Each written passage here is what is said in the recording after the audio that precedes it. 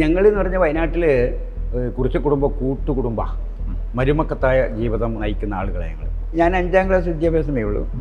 ഇപ്പം 75 വയസ്സായി. ഏകദേശം ഒരു 10 വയസ്സ് മുതൽ കൃഷിപ്പാടത്ത് ഇറങ്ങാൻ തുടങ്ങിയതാണ്. ഹരിത വിപ്ലവം വന്നപ്പോൾ വിത്തുകളൊക്കെ നഷ്ടപ്പെടുന്നുണ്ടല്ലോ. അപ്പം അങ്ങനെ ഒരു തിരിച്ചറിവിൽ നിന്നാണ് ഞാൻ വിത്തുകൾ മാത്രം സംരക്ഷിക്കാൻ, നെൽവിത്തുകൾ സംരക്ഷിക്കാൻ എൻ്റെ കയ്യിലുണ്ടായിരുന്നത്. പരമ്പരാഗതമായ പഴയ ജീവിത രീതികളും ശൈലികളും തുടർന്ന് കൊണ്ടുപോകണം എന്നാണ് എനിക്ക് തോന്നുന്നത്. ഇന്നൊരു എന്താ പറയുക, ഒരു ബിസിനസ്സിൻ്റെ വിദ്യാഭ്യാസമാണ് കിട്ടിയിരിക്കുന്നത്. ജീവിക്കാൻ പര്യാപ്തമല്ല. പഴയ വീടും പഴയ ജീവിതമൊക്കെ തന്നെയാണ്. കാരണം അതുകൊണ്ട് തന്നെയാണല്ലോ ഞാൻ ഇന്നുവരെയും നെയ്ച്ചോറ് ബിരിയാണി കഴിച്ചിട്ടില്ലല്ലോ. നിങ്ങളുടെ ഭൂമി കയ്യേറിയാൽ എന്തായിരിക്കും നിങ്ങളുടെ നിലപാട്? നിങ്ങൾ പലതരത്തിലുള്ള പ്രകോപനപരമായിട്ടാണ് നിങ്ങൾ നീങ്ങുക. അതുതന്നെയാണ് ഇവിടെ കാണുന്നത്. കാരണം മൃഗങ്ങളുടെ ആവാസ കേന്ദ്രമാണ് അവരുടെ കാട്. നിങ്ങൾ വയനാട് എന്ന് പറഞ്ഞാൽ വയനാടിൻ്റെ വനങ്ങൾ നിങ്ങൾക്ക് ചെന്ന് നോക്കണം. റിസോർട്ടാണ്, ഭയങ്കര റിസോർട്ടുകളാണ്. കടുവ, ആന, കാട്ടുപന്നി, മുള്ളംപന്നി, കുരങ്ങ്, ഇതിനെ നമ്മൾ നിർബന്ധമായി സംരക്ഷിക്കാൻ വേണ്ടി തയ്യാറാകണം. ഹരിത വിപ്ലവം നടപ്പിലാക്കിയ ജനങ്ങൾക്കും സമൂഹത്തിനും മണ്ണിനും പ്രപഞ്ചത്തിനും എന്ത് ദോഷമുണ്ടാക്കും, എന്ത് നന്മ ചെയ്യും എന്ന് അന്ന് നോക്കിയില്ല. ഇപ്പം നമ്മളൊരു പാടത്ത് പോയി കഴിഞ്ഞാൽ അവിടെ നിന്ന് വെള്ളം എടുത്തിട്ട് മുഖം പോലും കഴുകാൻ പറ്റില്ല. കാരണം അവിടെ കീടനാശിനിയാണ്, രാസവളമാണ്. ഈ പ്രകൃതിക്ക് ദോഷമില്ലാത്ത വികസനം ഈ പ്രകൃതിയുടെ പ്രതിയോട് ചോദിച്ചിട്ടുണ്ടോ? ഇങ്ങനെ ഒരു വികസനം നടത്തി നിങ്ങൾക്കൊരു ദോഷം ഉണ്ടോ എന്ന് ചോദിക്കുന്നുണ്ട് അവിടെ പോയിട്ട്. പരമ്പരാഗത വിത്തുകളുടെ സംരക്ഷകൻ ചെറുവയൽ രാമനാണ് ക്യൂവിനൊപ്പം ചേരുന്നത്. സ്വാഗതം. സ്വാഗതം. ഈ പരമ്പരാഗത വിത്തുകളുടെ ഒരു സംരക്ഷകനായി മാറിയത്, നെല്ലച്ചനായി മാറിയത്, അതിൻ്റെ ഒരു കഥ എന്താണ് രാമേട്ട? അല്ല, ഞങ്ങളുടെ നെല്ലച്ചനായിലേക്ക് മാറിയ കഥ എന്ന് പറയുമ്പോൾ ഞങ്ങൾ വയനാട്ടിൽ ഈ ആദിവാസികളിൽ കുറിച്ച് പോകാണ്. ഞങ്ങൾ പരമ്പരാഗതമായി ജീവിക്കാൻ വേണ്ടി ഉള്ള രീതിയാണ് കൃഷി രീതി എടുത്തിട്ടുള്ളത്. അത് ഇന്നലെയും തുടങ്ങിയതല്ല. എന്ന് മനുഷ്യൻ ജന്മം കൊണ്ടോ അന്ന് മുതൽ തുടങ്ങിയ സമ്പ്രദായമാണ് കൃഷി. അപ്പോൾ അതിങ്ങനെ പരമ്പരാഗതമായി തുടർന്ന് പോകുന്നു എന്ന് മാത്രമേ ഉള്ളൂ. അല്ലാണ്ട് ഇന്നലെ തുടങ്ങിയതല്ല ഇത്. അതെ. എത്ര വർഷമായിട്ടുണ്ടാകും രാമേട്ടൻ ഈ ഒരു രംഗത്തേക്ക് എത്തി? ഞാൻ 5ാം ക്ലാസ് വിദ്യാഭ്യാസമേ ഉള്ളൂ. ഇപ്പം 75 വയസ്സായി. ഏകദേശം ഒരു 10 വയസ്സ് മുതൽ കൃഷിപ്പാടത്ത് ഇറങ്ങാൻ തുടങ്ങിയതാണ്. അപ്പോൾ ഏകദേശം ഒരു 65 വർഷക്കാലോളം കൃഷിയുമായി ബന്ധപ്പെട്ടുണ്ട്. നാട്, വീട്, കാട്, പാടം, പറമ്പ്, വെള്ളം, മഴ, കാറ്റ്, ഇതിലൊക്കെ ഒതുങ്ങി ഇവിടെ ജീവിച്ച ഒരു വ്യക്തിയാണ് ഞാൻ. കൃഷിയുമായി ബന്ധപ്പെട്ട് തന്നെ ആയിരുന്നു ജീവിതം? അതെ, കൃഷി തന്നെയായിട്ട് തന്നെയാണ് ജീവിതം. കാരണം എനിക്ക് ഒരു ജോലിയൊക്കെ കിട്ടിയായിരുന്നു. 69-ൽ ഒരു ജോലിയൊക്കെ കിട്ടിയായിരുന്നു. അപ്പോഴേ അമ്മാവനാണ് സംരക്ഷിക്കുന്നത്. ഞങ്ങളൊക്കെ അമ്മാവൻ്റെ ശിക്ഷണത്തിലാണ് നടക്കുക. അപ്പോൾ ഏകദേശം ഒരു 40 ഏക്കർ ഭൂമിയും ഒരു 150 നാടൻ കന്നുകാലിയൊക്കെ ഉണ്ട്. അതിൻ്റെയൊക്കെ ഒരു മേൽനോട്ടം ഞാനായിരുന്നു. അപ്പം ജോലിക്ക് പോകാൻ പറഞ്ഞപ്പം അമ്മാവൻ പറഞ്ഞു, ഇവിടെ ഇപ്പം 40 ഏക്കർ ഭൂമിയുണ്ട്, ഇത്രയും കന്നുകാലികളുണ്ട്, നമുക്ക് ജീവിക്കാൻ ആവശ്യമായ എല്ലാ വസ്തു ഇവിടെ ഉണ്ടല്ലോ, പിന്നെ എന്തിനാണ് ഇത്ര ദൂരെ ജോലിക്ക് പോകുന്നത്, 150 രൂപ ശമ്പളമാണ് എന്നൊക്കെ പറഞ്ഞിട്ട്. പിന്നെ അമ്മാവൻ പറഞ്ഞത് മാത്രമല്ല, ഈ സ്വത്ത് സംരക്ഷിക്കേണ്ട ആൾ നീയാണ്. അപ്പം അതുകൊണ്ട് അത് പോയാൽ ഈ സ്വത്ത് നഷ്ടപ്പെട്ട് കഴിഞ്ഞാൽ പിന്നെ തിരിച്ചു പിടിക്കാമെന്ന് പറഞ്ഞ ബുദ്ധിമുട്ടുണ്ടാകും. അപ്പോൾ ഇതിൻ്റെയൊക്കെ മേലധികാരി താനാണ്.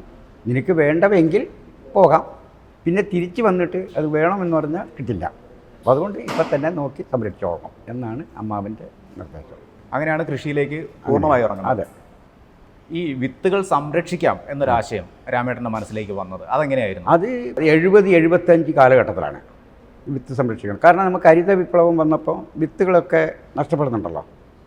അപ്പം അങ്ങനെ ഒരു തിരിച്ചറിവിൽ നിന്നാണ് ഞാൻ വിത്തുകൾ മാത്രം സംരക്ഷിക്കാൻ, നെൽവിത്തുകൾ സംരക്ഷിക്കാൻ എൻ്റെ കയ്യിലുണ്ടായിരുന്നത്. കാരണം അന്ന് ഏകദേശം ഒരു 5-6 നെൽവിത്തുകൾ അമ്മാവൻ്റെ കൈവശമുണ്ടായിരുന്നു. അത് സംരക്ഷിക്കുക എന്ന ഉദ്ദേശത്തോടു കൂടിയാണ് തുടക്കം കുറിച്ചത് 78-ൽ. പിന്നീടാണ് നഷ്ടപ്പെട്ടു പോകുന്ന വിത്തുകളൊക്കെ ശേഖരിക്കാൻ തുടങ്ങിയതും. അങ്ങനെ ശേഖരിച്ചാണ് 2000 ആകുമ്പോഴേക്കും അത് പൊതുരംഗത്തേക്ക് വരാൻ തുടങ്ങി, ജനങ്ങളിൽ എത്താൻ പറ്റുന്നു. പത്രങ്ങളിലും ചാനലുകളിലൊക്കെ ഇത് ഏറ്റെടുത്തു. അങ്ങനെയാണ് ഇത് പ്രചരണം തുടങ്ങിയിട്ടുള്ളത്. എത്ര ഇനം വിത്തുകളാണ് രാമേട്ടൻ? അതായത് ഞാൻ പിന്നെ പരമ്പരാഗതമായിട്ടുള്ള ഏകദേശം ഒരു 60ഓളം നെൽവിത്തുകൾ വയനാട്ടിൽ ഞാൻ കൃഷി ചെയ്യുന്നുണ്ട്. അത് പലതരം മൂപ്പുകളുടെ വിത്താണ്. എന്ന് പറഞ്ഞാൽ വിത്തിട്ട് വിളവെടുക്കാൻ സമയം പിടിക്കുന്നതാണ് ഈ മൂപ്പ് എന്ന് പറയുന്നത്. അതിൽ പിന്നെ 200 ദിവസമുള്ളതുകൊണ്ട് 150 ദിവസം, 120 ദിവസം, 90 ദിവസം, ഇതൊക്കെയാണ് ഉള്ളത്. അപ്പം അതുകൂടാണ്ട് മറ്റുള്ള എല്ലാ വിത്തുകളും പരമാവധി ഞാൻ സംരക്ഷിക്കാൻ നോക്കുന്നുണ്ട്. നാടൻ പശു, നാടൻ കോഴികൾ, അങ്ങനെയുള്ള സമ്പ്രദായങ്ങൾ. പിന്നെ മാത്രമല്ല, പരമ്പരാഗതമായ പഴയ ജീവിത രീതികളും ശൈലികളും തുടർന്ന് കൊണ്ടുപോകണം എന്നാണ് എനിക്ക് തോന്നുന്നത്. കാരണം പറഞ്ഞാൽ നമ്മുടെ പുതിയ ജീവിതം അതത്ര ഗ്യാരണ്ടി ഉള്ള ജീവിതമല്ല എന്നൊരു തിരിച്ചറിവും കൂടി അക്കൂട്ടത്തിലുണ്ട്. അപ്പം അതുകൊണ്ട് തന്നെ പഴയ ജീവിതം തുടർന്ന് പോവുക, മാറ്റങ്ങൾ കൊള്ളണം, പക്ഷേ അത് അമിതമായാൽ നമുക്കൊരു ദോഷം ഉണ്ടാവും എന്നാണ് എൻ്റെ ഒരു മനസ്സിലൊരു വിലയിരുത്തൽ. ഈ സംസ്കാരവും സംരക്ഷിക്കുക എന്നുള്ളൊരു ആശയം അല്ല, അതുകൊണ്ട് തന്നെയാണല്ലോ ഞാൻ എൻ്റെ വീട്ടിൽ കുട്ടികൾ, പിന്നെ കോളേജ്, യൂണിവേഴ്സിറ്റി എല്ലാ കുട്ടികളും വരുമ്പോൾ ഞാൻ അവരോട് പറയാറുണ്ട്. കാരണം മക്കൾ ജീവിക്കാൻ പര്യാപ്തമായ വിദ്യാഭ്യാസമല്ല മക്കളെ നിങ്ങൾക്ക് ഇന്ന് കിട്ടിക്കൊണ്ടിരിക്കുന്നത്. ഇന്നൊരു എന്താ പറയുക, ഒരു ബിസിനസ്സിൻ്റെ വിദ്യാഭ്യാസമാണ് കിട്ടിക്കൊണ്ടിരിക്കുന്നത്. ജീവിക്കാൻ പര്യാപ്തമല്ല, സുരക്ഷിതമല്ല നിങ്ങളുടെ ജീവിതത്തിന് ഈ വിദ്യാഭ്യാസം എന്നാണ് എനിക്ക് തോന്നുന്നത്. കാരണം ഭക്ഷണം, പാർപ്പിടം, വസ്ത്രം, രാജ്യസുരക്ഷ, സ്നേഹം, സാഹോദര്യം ഇതൊന്നും നിങ്ങളുടെ പാഠപുസ്തകത്തിൽ വരുന്നില്ല. അപ്പം അതുകൊണ്ട് അതൊക്കെ നിങ്ങൾ മക്കൾ പഠിക്കണം എന്ന് തന്നെയാണ് എൻ്റെ അഭിപ്രായം. അതുകൊണ്ട് പിന്നെ പാഠ്യപദ്ധതി പഠിച്ച് ഡിഗ്രി എടുത്തു ഞാൻ വലിയ ആളായി എന്ന് നടിക്കുന്നത് ശരിയല്ല എന്ന് ഞാൻ കുട്ടികളോട് ഉപദേശിക്കാറുണ്ട്. ഇപ്പോൾ രാമേട്ടൻ്റെ ഒരു ജീവിതശൈലി എങ്ങനെയാണ്? ഒരു പഴയ വീടും അങ്ങനെയൊക്കെ അല്ലേ? അതെ അതെ, പഴയ വീടും പഴയ ജീവിതമൊക്കെ തന്നെയാണ്. കാരണം അതുകൊണ്ട് തന്നെയാണല്ലോ ഞാൻ ഇന്നുവരെയും നെയ്ച്ചോറ് ബിരിയാണി കഴിച്ചിട്ടില്ലല്ലോ. മാംസങ്ങൾ കുറവാണല്ലോ, മത്സ്യങ്ങൾ അത്യാവശ്യം കഴിക്കും എന്ന് മാത്രമേ ഉള്ളൂ. അതുപോലെ തന്നെ എവിടെയെങ്കിലും പോയാൽ നല്ല ഭക്ഷണം, അതായത് പിന്നെ അടിപൊളിച്ച് ഭക്ഷണം കഴിക്കണം എന്നൊരു ചിന്താഗതി എൻ്റെ അടുത്തില്ല. ഞാൻ അങ്ങനെ ഒരു ആരുമായി കൂട്ടും കൂടില്ല. എനിക്ക് പറ്റുന്ന ടീമുകളുമായിട്ടല്ലാതെ മറ്റൊരാളുമായിട്ട് കൂട്ടുകൂടില്ല. കാരണം ഞാൻ മദ്യം കഴിക്കാത്ത ഒരാളായതുകൊണ്ട്, ഇങ്ങനെയുള്ള ആർഭാട ജീവിതം കൊണ്ടുപോകാത്ത ഒരാളായതുകൊണ്ട് എൻ്റെ പുറകിൽ വരാൻ ആളുകൾ മടിക്കുന്നുണ്ട്. കാരണം എല്ലാവർക്കും ഇന്ന് അതാണല്ലോ ശ്രദ്ധ. അപ്പം അതുകൊണ്ട് എൻ്റെ അടുത്ത് അത്തരം ആളുകൾ വരാറില്ല. പക്ഷേ ഒരു ആധുനിക ജീവിതം, ഇപ്പോൾ രാമേട്ടൻ പറഞ്ഞ ഒരു കാര്യത്തിലേക്ക് വരാം.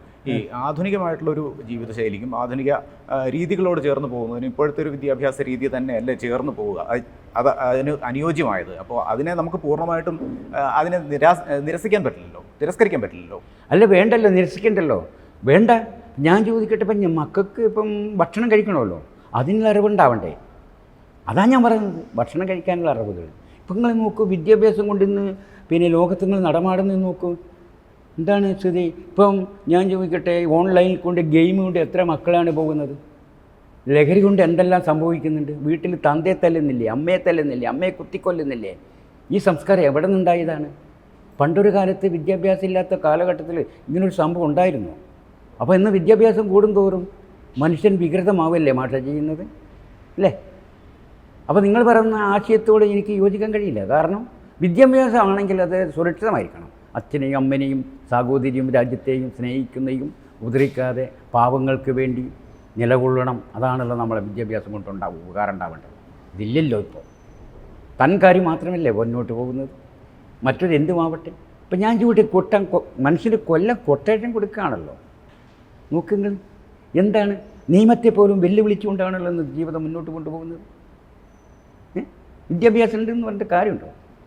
നിയമത്തെ വെല്ലുവിളിക്കുന്നു, കോടതിയെ വെല്ലുവിളിക്കുന്നു, ഡിപ്പാർട്ട്മെൻറ്റിനെ വെല്ലുവിളിക്കുന്നു. ഞാനാണ് എന്തും ചെയ്യാം എന്ന കാഴ്ചപ്പാടിലേക്കാണ് ജനങ്ങളുടെ പോകുന്നത്. രാമേട്ടൻ്റെ ഒരു കുടുംബവും കൃഷി പശ്ചാത്തലവും അതെങ്ങനെയായിരുന്നു? അല്ല, ഞങ്ങളെന്ന് പറഞ്ഞാൽ വയനാട്ടിൽ കുറിച്ച കുടുംബം കൂട്ടുകുടുംബ, മരുമക്കത്തായ ജീവിതം നയിക്കുന്ന ആളുകളെ ഞങ്ങൾ കൂട്ടുകുടുംബ. അതായത് ഞാൻ നേരത്തെ പറഞ്ഞല്ലോ 40 ഏക്കർ ഭൂമിയുണ്ടെന്ന്. അപ്പോൾ ഏകദേശം ഒരു 10, 70, 80 അംഗങ്ങളുണ്ടാവും. കുഞ്ഞുകുട്ടികളടക്കം ഭാര്യ, ഭർത്താക്കന്മാർ, അമ്മാവൻ, അമ്മായി, ഏട്ടൻ, ഏട്ടത്തൻ, ഇങ്ങനെയുള്ള കുടുംബം ഒരു കൂട്ടായ ഒരു കുടുംബജീവിതമാണ്. കൂട്ടായ അധ്വാനം, കൂട്ടായ ജീവിതം, കൂട്ടായി ഒന്നിച്ചുള്ള എല്ലാ കാര്യങ്ങളും അങ്ങനെയായിരുന്നു ഞങ്ങൾ. ഇപ്പോൾ നമ്മൾ കുറച്ച് കാലം കൊണ്ട് അണുകുടുംബമായി മാറിയിട്ടുണ്ട്. എല്ലാവരും കുടുംബമായി മാറിയപ്പോൾ ഭാര്യയും ഭർത്താവും മാത്രമായി പഴയ കൂട്ടുകുടുംബം പോയി. ആ കൂട്ടുകുടുംബം പോയപ്പോൾ നമുക്കുണ്ടാകുന്ന ദോഷം എന്താണെന്ന് ചോദിച്ചാൽ, അന്നത്തെ കൂട്ടായ്മയുള്ള ജോലികൾ നഷ്ടപ്പെട്ടു. അങ്ങനെ ജോലികൾ നഷ്ടപ്പെടുമ്പോൾ അണുകുടുംബമായി മാറുമ്പോൾ നമുക്ക് എന്ത് സംഭവിച്ചു എന്ന് ചോദിച്ചാൽ, നമ്മുടെ പാടത്തും പറമ്പിലും ജോലി ചെയ്യാൻ ആളില്ലാതെ വന്നു. അങ്ങനെ വരുമ്പോൾ മറ്റ് തൊഴിലാളികൾ ആശ്രയിക്കേണ്ടിയും വന്നു. അങ്ങനെ തൊഴിലാളി വരുമ്പോൾ നമുക്ക് സാമ്പത്തിക ബാധ്യത കൂടുന്നുമുണ്ട്. അപ്പോൾ നമുക്ക് കൃഷി മുന്നോട്ട് കൊണ്ടുപോകാൻ കഴിയുന്നുമില്ല. പക്ഷേ പണ്ട് കൂട്ടുകുടുംബമാകുമ്പോൾ അങ്ങനെയുള്ളൊരു വിഷയം ഉണ്ടായിരുന്നില്ല. പക്ഷേ എൻ്റെ അഭിപ്രായത്തിൽ നോക്കുമ്പോൾ അന്നത്തെ കൂട്ടുകുടുംബമാണ് സുഖം എന്നാണ് എൻ്റെ അഭിപ്രായം. ഇത് വെച്ച് പരിശോധിക്കുമ്പോൾ ഇപ്പോൾ 60ഓളം വിത്തുകൾ കൃഷി ചെയ്യുന്നുണ്ടല്ലോ നെല്ലിൽ. ഈ നെല്ല് രാമേട്ടൻ എന്തിനാണ് ഉപയോഗിക്കുന്നത്? അല്ല, അതിപ്പോൾ ഞാനിപ്പം 60ഓളം നെൽവിത്തുകൾ വിത്ത് സംരക്ഷിക്കുന്നു മാത്രമേ ഉള്ളൂ. വിത്ത് സംരക്ഷിക്കുക, വീട്ടിൻ്റെ എൻ്റെ ചിലവും കഴിക്കുക, അത്ര മാത്രമേ ഉള്ളൂ. ബിസിനസ്സായിട്ട് കൊണ്ടുപോകുന്നില്ല. ബിസിനസ്സായിട്ട് കൊണ്ടുപോകാനും കഴിയില്ല. കാരണം ഓരോ വിത്തുകളും 1 സെൻറ്റ് 2 സെൻറ്റിൽ കൂടുതൽ ചെയ്യാൻ കഴിയില്ല. അത് ചെയ്ത് കഴിഞ്ഞിട്ട് ആവശ്യക്കാർക്ക് 1/2 കിലോ 1 കിലോ വിത്ത് കൊടുക്കും. ആ വിത്ത് അവർ കൊണ്ടുപോയി കൃഷി ചെയ്ത് തിരിച്ച് എനിക്ക് തരിക വിലയ്ക്കല്ല, കൈമാറിയാണ്. അത്രയും മാത്രമേ ഉള്ളൂ. അതായത് ആ വിത്ത് കൃഷി ചെയ്ത് താങ്കൾക്ക് അതെ, എൻ്റെ തിരിച്ചു കൊണ്ട് തരിക, അത്ര മാത്രമേ. അല്ലാതെ വിൽപ്പനയല്ല. അവരും താങ്കളുടെ ഒരു കൃഷി രീതി അനുവർത്തിക്കണം എന്ന് തന്നെയാണോ? അല്ല, പൊതുവെ ഇപ്പം വേറൊന്നുണ്ട്.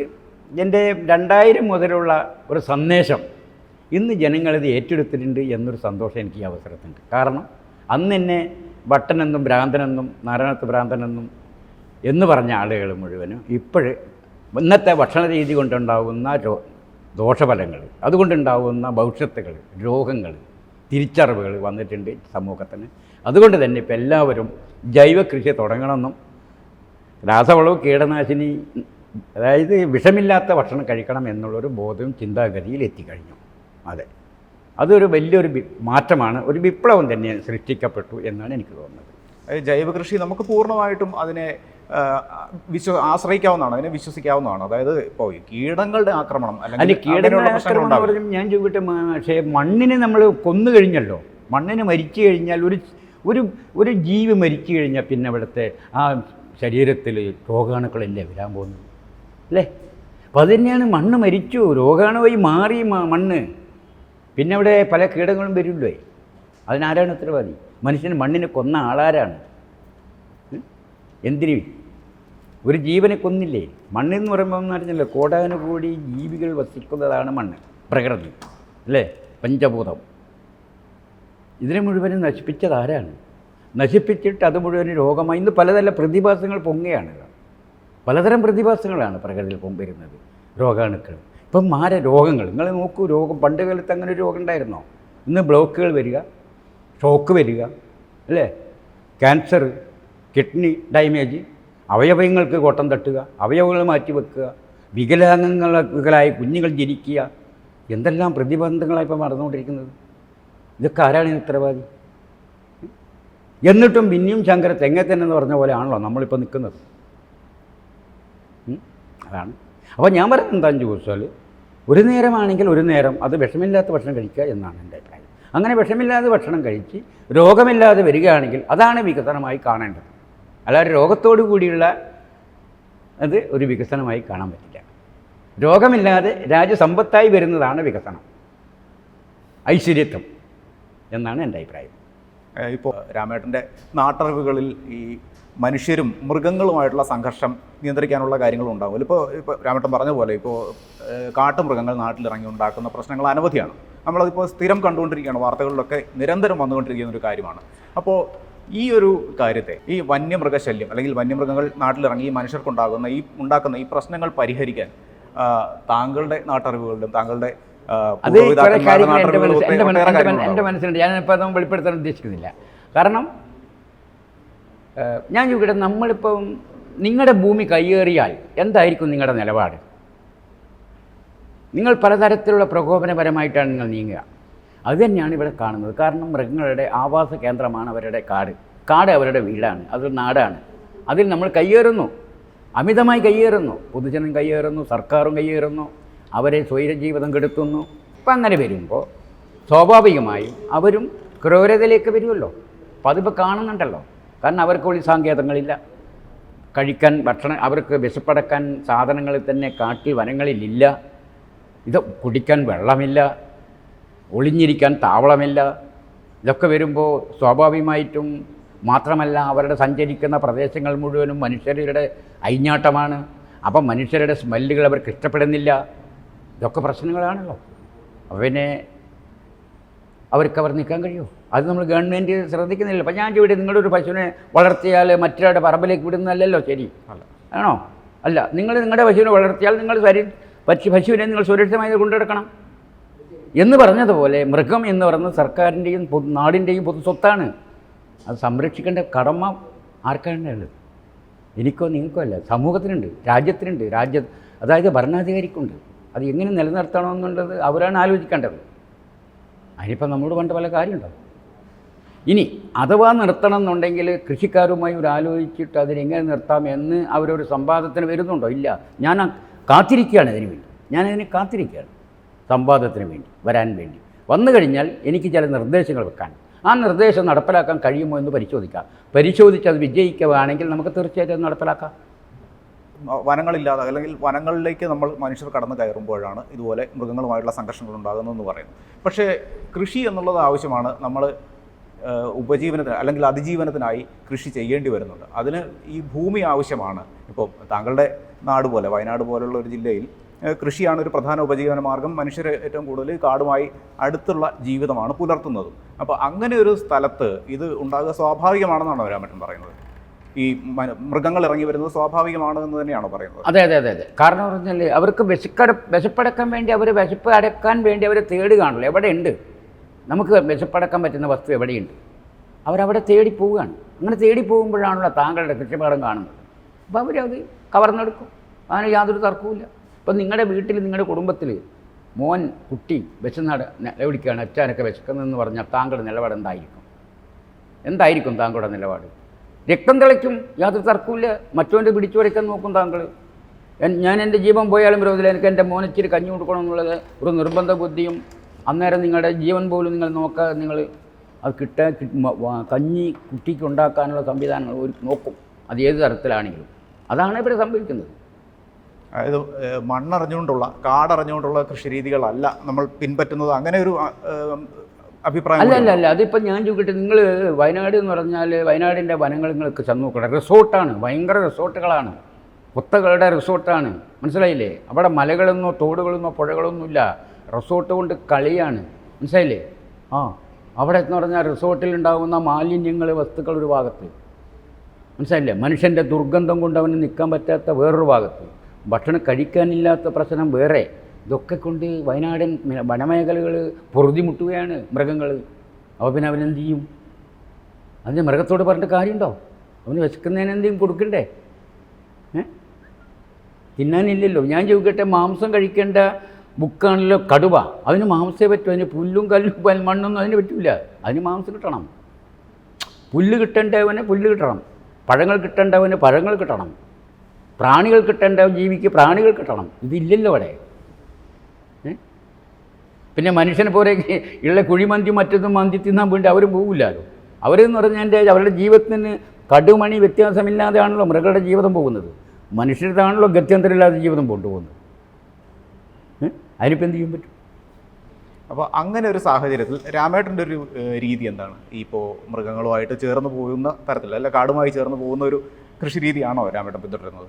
അല്ല, അത് വേണം. കാരണം വെച്ചാൽ ഞാൻ പറയുന്നത് പിന്നെ 5 ജീവികളെ നമ്മൾ സംരക്ഷിക്കണം. ഇതാണ് എൻ്റെ അഭിപ്രായം. മറ്റുള്ളതൊക്കെ നമുക്കുണ്ട്, ഇല്ലയെന്നല്ല. കടുവ, ആന, കാട്ടുപന്നി, മുള്ളംപന്നി, കുരങ്ങ്, ഇതിനെ നമ്മൾ നിർബന്ധമായി സംരക്ഷിക്കാൻ വേണ്ടി തയ്യാറായി കഴിഞ്ഞാൽ ഒരു പരിധി വരെ നമുക്ക് തലവേദന മാറ്റിയെടുക്കാൻ കഴിയും. അത് എങ്ങനെയാണ് അതിൻ്റെ പരിഹാരം എന്ന് ഞാനിപ്പോൾ പറയാൻ ഉദ്ദേശിക്കുന്നില്ല. അതുമായി ബന്ധപ്പെട്ടുകൊണ്ടുള്ള ഔദ്യോഗികമായിട്ടുള്ള കേന്ദ്രത്തിൻ്റെയും കേരളത്തിൻ്റെയും ഔദ്യോഗികമായി ബന്ധപ്പെട്ട ആളുകൾ വരികയാണെങ്കിൽ എൻ്റെ നിർദ്ദേശങ്ങൾ ഞാൻ വെക്കാം.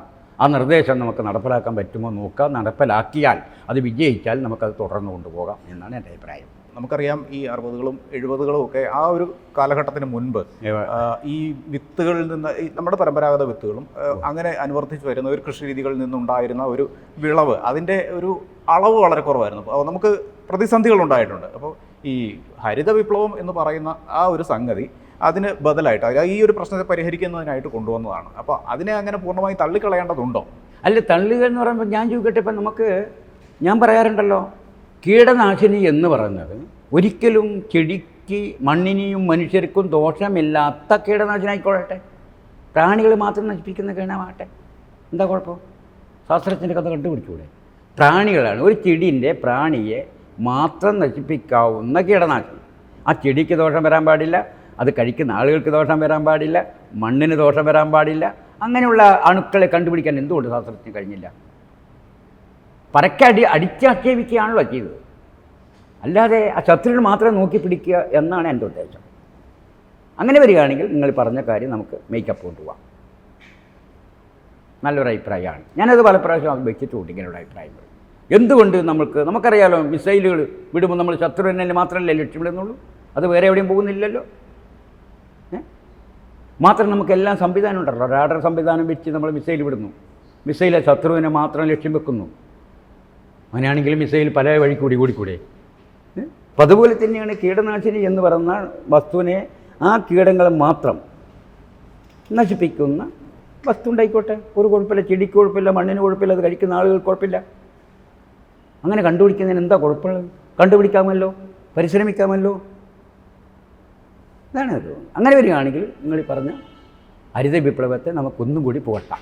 അതായത് പ്രകൃതിയെ കൂടി അറിഞ്ഞുകൊണ്ടുള്ള, അതെ അതെ, പ്രകൃതി കൊണ്ട് അറിഞ്ഞുകൊണ്ട്, അത് കഴിക്കുന്ന ആളുകൾക്ക് ദോഷമില്ലാത്ത അറിഞ്ഞുകൊണ്ട്, അത് നമുക്ക് കൃത്യമായി ടെസ്റ്റ് ചെയ്ത് അത് പരിശോധിച്ച്. ഇപ്പം ഞാൻ ചോദിക്കട്ടെ, നമ്മൾ ഹരിത വിപ്ലവം നടക്കപ്പോൾ നമുക്ക് വ്യത്യസ്തനാമൊരു ബാർബര ബാലനെ സത്യത്തിൽ നമ്മൾ തിരിച്ചറിഞ്ഞില്ല എന്ന് പറഞ്ഞ പോലെ ആയില്ലേ ഈ ഹരിത വിപ്ലവം എന്നാണ് എൻ്റെ കാഴ്ചപ്പാട്. നാളെ ഈ ഹരിത വിപ്ലവം നടപ്പിലാക്കിയ ജനങ്ങൾക്കും സമൂഹത്തിനും മണ്ണിനും പ്രപഞ്ചത്തിനും എന്ത് ദോഷമുണ്ടാക്കും, എന്ത് നന്മ ചെയ്യും എന്ന് അന്ന് നോക്കിയില്ല. നോക്കിയിട്ടുണ്ടെങ്കിൽ ഇത് സംഭവിക്കില്ലായിരുന്നു. ഈ പരമ്പരാഗത കൃഷി രീതികൾ അനുവർത്തിക്കുകയും വിത്തുകൾ ഉപയോഗിക്കുകയും ചെയ്യുമ്പോൾ അതിൽ ഒരു ഈൽഡിന്റെ, ഈ വിളവിന്റെ ഒരു കുറവ് ഉണ്ടായിരുന്നു പറഞ്ഞു കേട്ടിട്ടുണ്ട്. മനസ്സിലായി. അതിന് ബദലായിട്ടാണ് ഹൈബ്രിഡ് ഉപയോഗിച്ച് പറഞ്ഞ ഐഡിയ മനസ്സിലായി. പക്ഷെ വേറൊന്നുണ്ട്, ഈ ഹൈബ്രിഡ് വിത്തുകളും തനതായ വിത്തുകൾ എന്ന് പറയുമ്പം, തനതായ വിത്തുകൾ കാലാകാലം 10 കിൻഡലാണ് നിങ്ങൾക്ക് കിട്ടുന്നതെങ്കിൽ ആ 10 കിൻഡലിന് തുടർന്ന് കൊണ്ടുപോയിക്കൊണ്ടിരിക്കും, ഏറ്റക്കുറച്ചിലില്ല. പക്ഷേ ഹൈബ്രിഡ് അല്ല. നിങ്ങൾ പിന്നെ ഈ മദ്യം കഴിക്കുന്നത് പോലെയാണ് സംഭവം. നിങ്ങൾ എത്ര കഴിക്കുന്നോ അതിനനുസരിച്ചാണ് നിങ്ങളുടെ ലഹരി കയറുന്നത്. അതുതന്നെയാണ് മണ്ണിനെയും വരുന്നത്. കാരണം ഓരോ വർഷം കൂടുന്തോറും രാസവളങ്ങൾ കൂട്ടി കൊടുത്തുകൊണ്ടിരുന്നെങ്കിൽ മാത്രമേ അവിടെ ഈടുണ്ടാവുന്നുള്ളൂ. അങ്ങനെ കൊടുക്കാതെ വരികയാണെങ്കിൽ അവിടെ ഒന്നും ഉണ്ടാവുകയില്ല. അങ്ങനെ മനസ്സിലല്ലേ? ഇപ്രാവശ്യം 1 കിൻഡൽ കൊടുക്കേണ്ട അടുത്ത് 1.5 കിൻഡൽ കൊടുക്കണം, അടുത്ത പ്രാവശ്യം 2 കിൻഡലാവും. അതേസമയത്ത് ഞാനീ പറഞ്ഞ ജൈവവളമാണെങ്കിൽ അങ്ങനെയുള്ളൊരു വിഷയം വരില്ല. അതാണ് അതുമായിട്ടുള്ള വ്യത്യാസങ്ങൾ. പക്ഷേ അന്ന് കാലത്ത് ഈ രാസവളവും കീടനാശിനില്ലാത്ത ജൈവ രീതിയിൽ കൃഷി ചെയ്യാൻ കൃഷിക്കാർക്ക് അറിവുകൾ പര്യാപ്തമാണ്. അതുകൊണ്ട് തന്നെ ഈട് കുറയാനുള്ള കാരണവും കൃത്യമായി പോകുകയാണെങ്കിൽ അത്ര ഈട് കുറയില്ല എന്നാണ് എൻ്റെ നിഗമനം. ഏതാണ്ട് തുല്യതയോടെ എത്താൻ സാധ്യതയുണ്ട് അതിൻ്റെ കൃത്യതയോടെ കൃഷികൾ കൊണ്ടുപോവുകയാണെങ്കിൽ എന്നാണ് എനിക്ക് തോന്നുന്നത്. മറ്റൊരു 10 എന്നുള്ളത് ചിലപ്പം 8, 9 ആവാം, അത്രേ വരുള്ളൂ. അതിൽ കൂടുതലൊന്നും വരാൻ പോകുന്നില്ല. ഈ രാമേട്ടൻ്റെ അനുഭവത്തിൽ എങ്ങനെയാണ്? അതെ, അത് അങ്ങനെയാണ്. കൃത്യമായ കൃഷി മുറകൾ കൊണ്ടുപോയാൽ അത്ര വലിയ നഷ്ടമൊന്നും വരാൻ സാധ്യതയില്ല. കാരണം ഇന്ന് നമുക്ക് രാസവളവും കീടനാശിനി ഇല്ലാത്ത അരി കൊടുക്കുകയാണെങ്കിൽ 40 രൂപ നെല്ലിന് തന്നെ കിട്ടും. 1 കിലോ നെല്ല് 40 രൂപ കിട്ടും. 80 രൂപ 1 കിലോ അരിക്ക് കിട്ടും. മാത്രമല്ല നല്ല കച്ചിക്ക്, ആ കച്ചി എന്ന് പറഞ്ഞാൽ ആവശ്യക്കാർ ഇഷ്ടം പോലെ ഉണ്ട്. അപ്പോൾ ഇതെല്ലാം കണക്കൂട്ടി നോക്കുമ്പം മാക്സിമം ഒരു ഏക്കറയ്ക്ക് 30,000 രൂപ മുടക്കാണെങ്കിൽ ഒരു 40-45,000 രൂപ കിട്ടും. പോരെ? കിട്ടും എന്നാണ് എൻ്റെ അഭിപ്രായം. പരമ്പരാഗത വിത്തുകൾ ഉപയോഗിക്കുമ്പോൾ അത് ഈ എന്താ പറയുക, രാമേട്ടൻ്റെ ഒരു അനുഭവത്തിൽ ഈ പരമ്പരാഗത വിത്തുകൾ ഉപയോഗിക്കുന്നതും പരമ്പരാഗത കൃഷിരീതികൾ ഉപയോഗിക്കുമ്പോഴും ഈ വിളവ് ഇങ്ങനെ തന്നെ കൃത്യമായ ഒരു നിരക്കിൽ തന്നെ കിട്ടുന്നുണ്ടോ? ഉണ്ട്. കാരണം കൃത്യമായി കൊണ്ടുണ്ട്. മാത്രമല്ല അപ്പം ഞാൻ ഈ പ്രാവശ്യം നല്ലപോലെ രാസവളങ്ങൾ ഇല്ലാതെ ജൈവവളമായി ഉപയോഗിക്കുകയാണെങ്കിൽ 1 കൊല്ലം നമുക്ക് നന്നായിട്ട് ജൈവവളം ഉപയോഗിച്ച് അടുത്ത കൊല്ലം അത് വേണമെന്നില്ല. ഇത് മതിയാവും ഏകദേശം അടുത്ത വർഷത്തേക്കും കൂടി. കാരണം മണ്ണിന് നമ്മൾ ആരോഗ്യത്തിൽ നിലനിർത്തണമല്ലോ. മണ്ണിൻ്റെ ആരോഗ്യം നിലനിർത്തുമ്പോഴാണ് നമുക്കിത് കിട്ടുക. പക്ഷേ നമ്മളിന്ന് മണ്ണിൻ്റെ ആരോഗ്യം നിലനിർത്തിക്കൊണ്ടല്ല ഇത് ഇന്നത്തെ കൃഷി രീതികൾ പോകുന്നത്. നിങ്ങൾ പറഞ്ഞ ഹരിത വിപ്ലവം കൊണ്ടുപോകുന്നത് മണ്ണിനെ നശിപ്പിച്ചുകൊണ്ടാണ്. അതും കൂടി നിങ്ങൾ ശ്രദ്ധിക്കണ്ടേ. കാരണം ഇപ്പം നമ്മളൊരു പാടത്ത് പോയി കഴിഞ്ഞാൽ അവിടെ നിന്ന് വെള്ളം എടുത്തിട്ട് മുഖം പോലും കഴുകാൻ പറ്റില്ല. കാരണം അവിടെ കീടനാശിനിയാണ്, രാസവളമാണ്. ആ വെള്ളം മുഖം കഴുകാൻ പറ്റില്ല. എരിച്ചിലുണ്ടാവും, ചൊറിച്ചിലുണ്ടാവും. ഇത് വേണം. പിന്നെ അവിടെ ഒരു പ്രാണികളില്ല. ഇത് മുഴുവനും കൊന്നൊടുക്കി. ഇങ്ങനെയാണോ ജീവിതം കൊണ്ടുപോകേണ്ടത്? എന്നല്ല എൻ്റെ തോന്നുന്നത്. കാരണം ഒരു ജീവിയെ നമ്മൾ കൊല്ലാൻ പാടില്ല. എല്ലാവർക്കും ജീവിക്കാൻ അവകാശമുള്ളതാണിത്. കൂടാനുകൂടി ജീവികൾക്ക് അവകാശപ്പെട്ടതാണ് പ്രകൃതി. പ്രകൃതി എന്ന് പറയുന്നത് അവരുടെ മക്കളാണ്. ആര്? ഈ കോടാനുകൂടി ജീവികൾ, അണുക്കളാണ്. അവിടെ അതായത് ഭൂമിയെ നിലനിർത്തേണ്ട അണുക്കളാണ് ഈ കോടാനുകൂടി ജീവികൾ. ഈ പ്രകൃതിക്ഷോഭങ്ങളുടെ ഒരു കാലം കൂടിയാണ്. വയനാടൊക്കെ വലിയ തോതിലുള്ള ദുരന്തത്തെ അഭിമുഖീകരിച്ച് കഴിഞ്ഞു. നമ്മുടെ കൃഷി രീതികൾ പ്രകൃതിക്ക് കൂടി അനുകൂലമാകുന്ന തരത്തിലായാൽ ഇത്തരം പ്രകൃതി ദുരന്തങ്ങളെ നമുക്ക് തടയാൻ കഴിയുമോ, അതിനെ അതിജീവിക്കാൻ കഴിയും? അതെ, അതാണ് വിഷയം. അത് വലിയ വിഷയമാണ്. കാരണം എന്ന് പറഞ്ഞാൽ ഇന്ന് നമ്മളുടെ കടന്നുകയറ്റം, മനുഷ്യരുടെ കടന്നുകയറ്റം 100% മനുഷ്യൻ്റെ കടന്നുകയറ്റമാണ്. മനസ്സിലല്ലേ? മനുഷ്യൻ ജീവിക്കാൻ വേണ്ടി എന്ന് പറഞ്ഞാൽ സുഖസൗകര്യത്തിന് വേണ്ടി സുഖസൗകര്യത്തോടുകൂടി ജീവിക്കാൻ വേണ്ടി എടുത്തിട്ടുള്ള തന്ത്രമാണ് ഈ ചൂഷണം. ഇപ്പോൾ തന്നെ ഞാൻ ചോദിക്കട്ടെ, വികസനം അല്ലേ?